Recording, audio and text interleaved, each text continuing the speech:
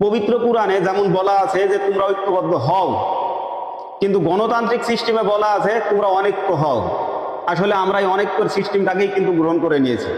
পবিত্র কুরআনে বলা আছে যে সুদকে হারাম করা হয়েছে, তোমরা সুদকে গ্রহণ করো না, এটাকে বর্জন করো।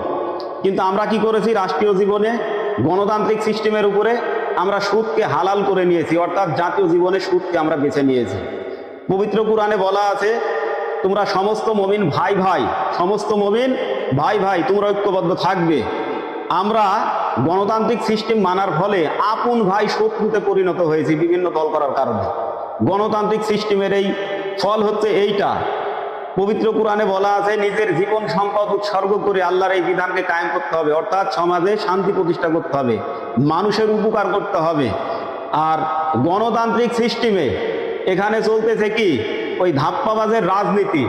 এখানে মানবতাবোধ বলতে গেলে কিচ্ছু নেই, শুধু টাকার খেলা, অর্থর খেলা, এই দিয়েই চলে এই রাজনীতি। তো গণতান্ত্রিক সিস্টেম আর পবিত্র কুরআনের সিস্টেম দুইটা কিন্তু আলাদা।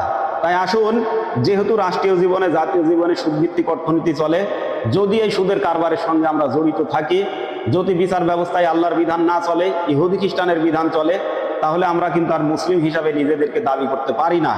তাই আসুন আমরা এই ব্রিটিশের রেখে যাওয়া উপনিবেশিক শাসন আমলের এই শাসন ব্যবস্থাকে বয়কট করি এবং আল্লাহর দেওয়া এই বিধানটাকে পরিপূর্ণভাবে গ্রহণ করি।